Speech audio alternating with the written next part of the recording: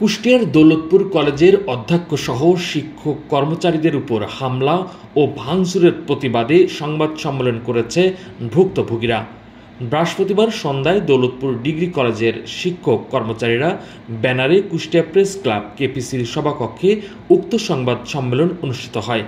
সংবাদ সম্মেলনে দৌলতপুর ডিগ্রি কলেজের অধ্যক্ষ মোহাম্মদ সাদিকুজ্জামান সুমন অভিযোগ করেন, জাতীয় সংসদ নির্বাচনে নৌকার পক্ষে ভোট করার কারণে রাজনৈতিক প্রতিহিংসায় কুষ্টিয়া এক দৌলতপুর আসনের স্বতন্ত্র সংসদ সদস্য মোহাম্মদ রেজাউল হক চৌধুরী ও তার ছোট ভাই উপজেলার নবনির্বাচিত চেয়ারম্যান বুলবুল আহমেদ টোকেন চৌধুরীর নির্দেশে তাকে সহ অত্র কলেজের কয়েকজন শিক্ষক ও কর্মচারীর উপর হামলা চালানো হয় এবং তার ব্যক্তিগত গাড়ি এবং অফিসের আসবাবপত্র ভাঙচুর করা হয়েছে।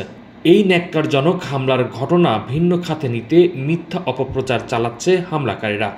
ঘটনার সত্যতা যাচাই করে হামলাকারীদের গ্রেপ্তার ও কলেজে শিক্ষার সুষ্ঠু পরিবেশ বজায় রাখতে প্রশাসন ও সাংবাদিকদের সহযোগিতাও কামনা করেন কলেজের অধ্যক্ষ। সংবাদ সম্মেলনে হামলার শিকার হওয়া কয়েকজন শিক্ষক ও কর্মচারীবৃন্দ উপস্থিত ছিলেন। উল্লেখ্য, গত 5 জুন বুধবার দুপুরে দৌলতপুর উপজেলা ছাত্রলীগের সভাপতি আমানের নেতৃত্বে প্রায় 50টি মোটরসাইকেল যোগে বহিরাগতরা এসে কলেজে ক্যাম্পাসে প্রবেশ করে এবং অধ্যক্ষ শিক্ষক কর্মচারীদের উপর হামলা ও ভাঙচুরের ঘটনা ঘটায়। হামলার সিসি ক্যামেরা ফুটেজ সামাজিক যোগাযোগ মাধ্যমে ছড়িয়ে পড়ে।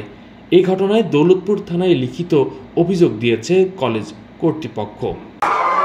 আপনারা জানেন, বর্তমান ক্ষমতাসীন যে পরিবার দৌলতপুরে সংসদ সদস্য, স্বতন্ত্র সংসদ সদস্য এবং তার ভাই নবনির্বাচিত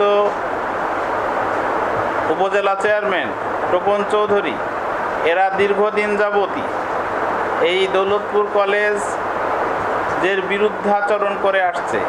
ইতিপূর্বেও 2014 সালে তারা যখন এমপি হয়েছিল, 2016 সালে এই কলেজে হামলা চালিয়েছিল এবং ভাঙচুর করেছিল, যেটা অনেকেই অবগত রয়েছেন। এই স্বনামধন্য কলেজের প্রতি ঈর্ষান্বিত হয়ে একটি মহল এই কলেজকে বিতর্কিত করার জন্য বিভিন্ন অপপ্রচার চালাচ্ছে এবং বহিরাগত সন্ত্রাসীদের এখানে পাঠিয়ে এখানে হামলা করানো হচ্ছে। আজকে দৌলতপুর কলেজের শিক্ষক, শিক্ষার্থী, অভিভাবক সকলেই আতঙ্কিত এবং এই দৌলতপুরবাসী আতঙ্কিত বর্তমান পরিস্থিতিতে। আপনাদের কাছে অনুরোধ, আপনারা জাতির বিবেক, আপনারা সাংবাদিক, আপনারা জাতির কাছে সবসময় সত্য তুলে ধরেছেন বিধায় এই বাংলাদেশ আজকে স্বাধীন হয়েছে এবং এই বাংলাদেশ সুন্দরভাবে জননেত্রী শেখ হাসিনা পরিচালনা করছেন।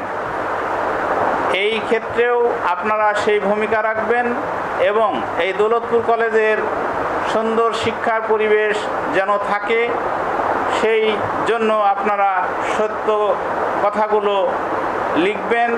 এখানে গাড়ি ভাঙচুর হয়েছে, এখানে অফিস কক্ষ ভাঙচুর হয়েছে, এখানে শিক্ষক কর্মচারী লাঞ্ছিত হয়েছে। এর প্রতিবাদে আজকে আমি আমাদের শিক্ষকবৃন্দ সহ সাথে নিয়েই সাংবাদিক সম্মেলন করছি।